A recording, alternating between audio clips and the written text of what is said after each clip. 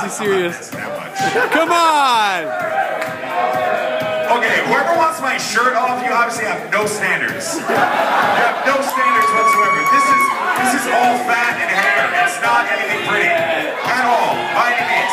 Right? It's not, and they're like, and here's the sad part. Here's the sad part. There's grown men wooing out in the audience like that want me to take my shirt off. There's a great drink here. Okay? Listen, I know you guys are amazing. You guys are awesome.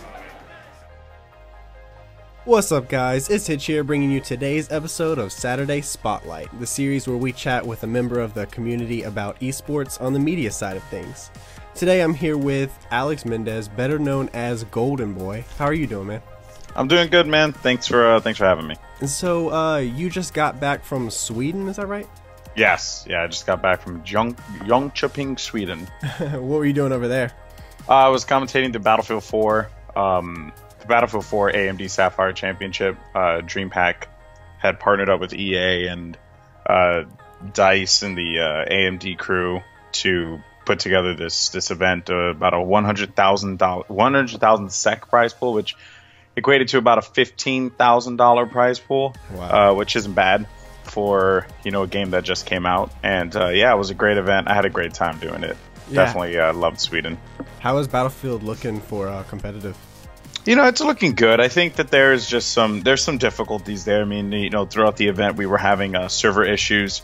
It was just players were dropping out randomly throughout the middle of the match, and the rules dictated that there was no stop. You just had to go and play out the match, and that kind of sucked. But that wasn't even a Battlefield thing. It was more just like the server just not working with the connection. It seemed like. I honestly have no idea, but having talked with everyone, the players and everyone, they were like, yeah, because everyone was giving a crap to Battlefield. They were saying like, oh, it's the game because it's broken, yada yada. But it's funny because it wasn't. Yeah. It actually was just a network issue.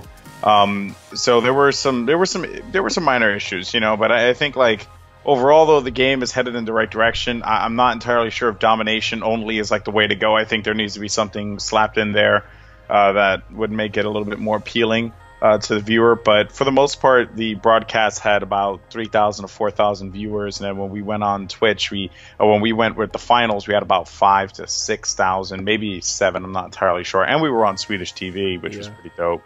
So I think there's a little bit of a future there. I definitely feel like the allure of DreamHack was something that helped the viewership spike up quite a bit. But beyond that, though, it was great, and I think it's going places. It's just the community needs to rally around it. Yeah, of course.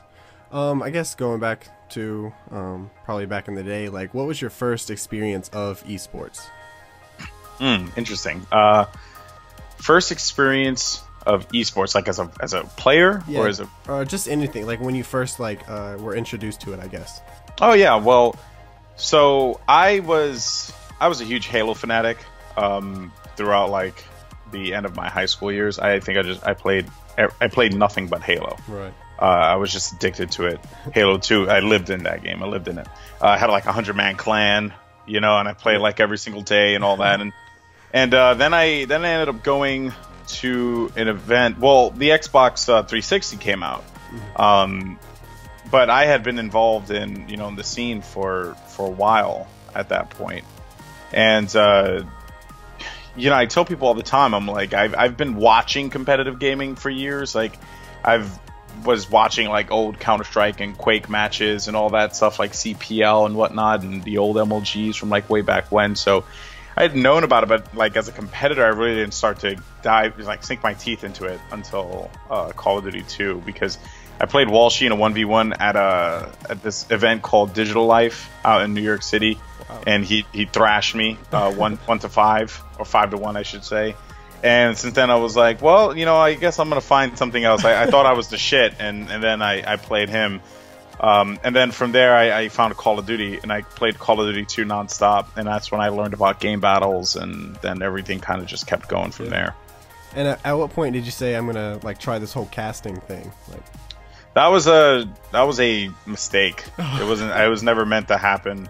I hate the administrative side of esports, the egos, the people sometimes are just unbearable. I'm not a very like I'm a competitive person, right? Don't get me wrong. Like that's why I love competitive gaming. You know, I played football and soccer and basketball and all that stuff. I was very athletic, and you know, if you look at me now, you couldn't tell. But you know, like I was content being a competitor. I never wanted to get into it because everyone in the backstage seems so snobby, right? You know, and I'm just not like that. And I mean, like I come from the ghetto, so it's like, you know, in the hood, if you acted like that, you got slapped. Yeah. You know, and the way a lot of these people acted, the holier than thou mentality of so many people, I just wanted to stay away from it. But then I ended up getting offered to do a Uncharted 2 show match, or an Uncharted 3 show match, excuse me, at Providence, because Raleigh was my last event. I decided I was going to quit because, you know, I was married at that point for a couple years and figured, you know, I might focus on doing the adult thing, you know, giving up on it. I'm yelling at 16-year-olds on a regular basis, so it's like I don't know if that's the best route for my life to go.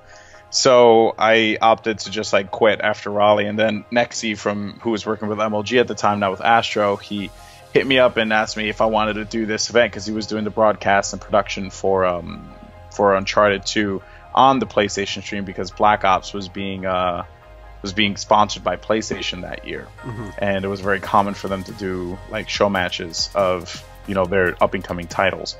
So I was like, yeah, sure. You know, I was a huge Uncharted fan. I mean, it's my favorite series. I tell everyone, if there's one thing I always want to do in my life, it's work for Naughty Dog. So I was like, fuck yeah, man, I'm totally down to do that. Part of my French, but I was like, I'm totally down to do that, you know? Yeah. So I ended up doing that event. But halfway through, one of the other guys who was casting that event actually he couldn't make it. I don't know why, if it was because of work or something like that. It was holiday doc. And then next he asked me, he's like, hey, you know, I know that you were a competitor in Black Ops with me because we were friends. It's like, do you want to cast this? I was like, yeah, sure. So, you know, my first event ever was the MLG National Championships, where Quantic Next Threat won over Envious in the finals. I casted that one with Corey Dunn. Wow. And then, since that was the first ever event I ever casted, and, you know, I guess I just kept on going from there. People just kept on asking me to cast more, and I was like, yeah, sure, because like guys like Fwez and Corey and, you know, Hashro and whatnot, they weren't doing MW3. No one was doing MW3. Everyone hated the game. So I was just like, yeah, sure, I'll do it. You know, and then I was able to flex my muscles and play-by-play and hype and interviewing and all that stuff. So I just kept on doing it. Yeah. Sorry for the long-winded answer, but no, that's awesome. Let's try to name out all the games that you actually have casted. Sure. Okay. Call of Duty, I did that one time. Yeah. That was fun. Halo 4. Okay, so I did Call of Duty, Halo 4, StarCraft, which was horrendous, FIFA, which was equally as horrendous, Street Fighter, which was really bad, but I had fun with that one, Crossfire, World of Tanks. I did, trying to remember, Shootmania. Yeah, Shootmania. Yeah, I did that as well for quite a while when I was working for IGN. My goodness, I've done more too. Was it War of the Roses? Was another one that I casted. NHL 13, Battlefield. Yeah. That was so Planet Side was something else I did. Trying to think. I know that there were like maybe one or two more that I'm forgetting. Can you pick a favorite out of all those? Favorite to cast? Yeah. So like I think about it like this. I accept gigs for games that I like. Right. I've been offered plenty of times to, like, Shootmania was like one of the rare instances of a game that I was kind of just like thrown into doing, but I fell in love with the community and the players, and I thought everyone was fantastic, and the game itself, you know, catered toward that super hardcore audience, and that was like the only time that I ever did something and it wasn't my choice to do it. Right. Because I went over there thinking I was going to do Call of Duty when I went to IGN, and that didn't happen. So I'm trying to think, like, see, like events, right? I think about events that I do, and like the Halo 4 Global Championship will, I think, forever be one of the highlights of my career. I worked with a professional production crew, the crew that did the International 3, which was also the crew that broadcast Seahawks games and, you know, Mariners games and all that stuff. So it was just, that was amazing working with like the Xbox crew and all that stuff. But then like going out to London and then doing Battlefield 4 Showdown with Benson, that was like another crazy crazy highlight of my career just because it's like, you know, some motherfucker paid for me to go out to London. You know what I mean? Like, that's some crazy stuff. Like, who would pay for a kid from the ghetto to go out there and do that? So that was pretty cool. I mean, so if there's a game though, I think right now I stand by the fact that Black Ops 2 is like my favorite game to cast. I mean, there was never, felt like when you were watching that game, there was never a dull moment. There was always just intensity, and the players were just so into it. The action was so fast, and you know, I'm actually really getting into Counter-Strike now, and you know, I get into like the global offensive Reddit and whatnot, and people are, you know, thrashing COD, and I'm like, man, you people have no idea how amazing that game was and what it did for that scene, what it did for FPS in general. Because that's the thing, I love FPS. Yeah. Right. I will always. Oh, Infinite Crisis. I hosted Infinite Crisis. I just thought about that real quick. But like, I love first-person shooters, man. Like, that is. I have a PlayStation 4, and the 3 games I own are all first-person shooters. I have Blacklight, I have Battlefield, and I have Killzone. All first-person shooters, and I love it. I love it. So. But yeah, so you know, favorite game to cast, probably Black Ops 2, just because of like the tools that you had available to you, the intensity of the matches. I mean, I don't think there's anything better than a hardpoint game that goes to the wee seconds. You know what I mean? Like, there's just nothing more intense. So yeah, definitely that one. Yeah, I was like, we finally got what we wanted. What we've been waiting for in the Call of Duty community. Yeah, that game. I couldn't agree more. So I guess to wrap it up with this last question, where do you think esports and Call of Duty esports will be in 10 years? 10 years? Well, okay, so esports, the grand scheme of esports, I think will certainly be spoken on the national picture. You know, I think that there are going to be a lot of people who are taking it very serious, that are starting to understand that, like, this not only is a business, but it's entertaining as hell. You know, coming from DreamHack just, you know, yesterday, and sitting in the audience for the Counter-Strike Go, for the CSGO, like, finals between Fnatic and NIP, was probably one of the most surreal experiences ever.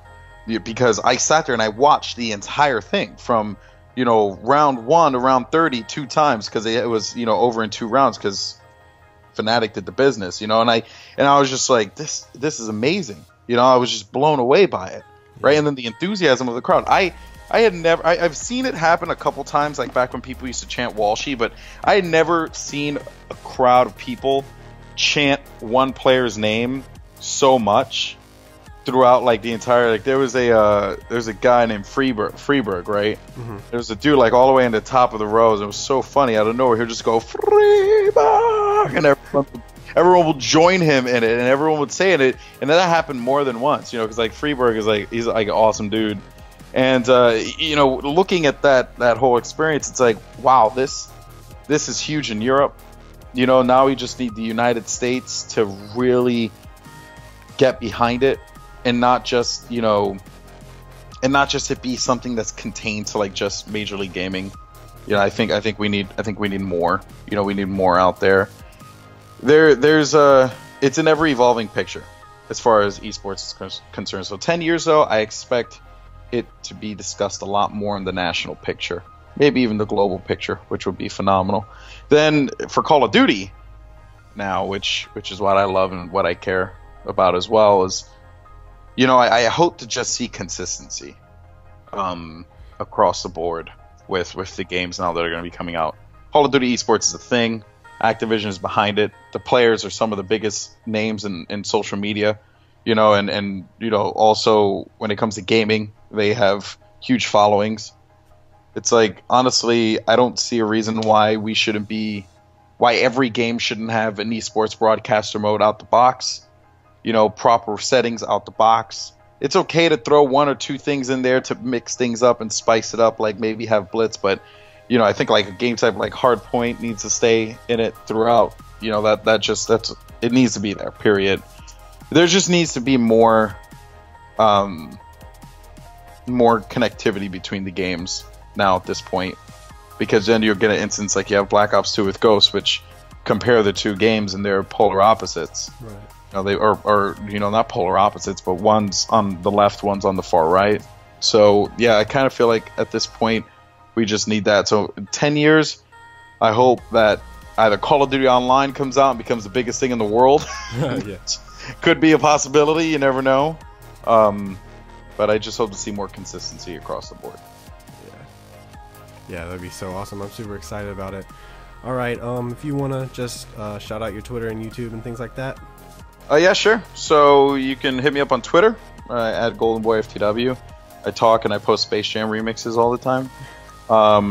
That's, you gotta always welcome people to the jam. And YouTube is also, you can just search GoldenboyFTW, but it's youtube.com/GoldenboyFTW TV. There I post a little series called Golden Nuggets, where I take like 2 minutes and just talk about what's going on in the gaming world with a ridiculous intro. And and I do that, and I do like a podcast as well, the Goldenboy Show, which I'm obviously, as you could tell, I'm infatuated with myself. And that is just me rambling about something for a long period of time, because I can't I don't want to fit into the nugget, and usually most people disagree with me. That's the internet. Yeah. So, but yeah, you can find me on those things. I post Instagram. Everything's GoldenboyFTW. You use social media, chances are you'll find a thing that has GoldenboyFTW in it. All right, man, that sounds good. And as always, thank you guys for your support. Please like, favorite, and subscribe to the UMG YouTube if you haven't already, and be sure to follow our Twitter in the description for more updates and information. My name is Hitch. Thank you for tuning into this week's episode of Saturday Spotlight, and we'll see you next time. All right, guys. Peace.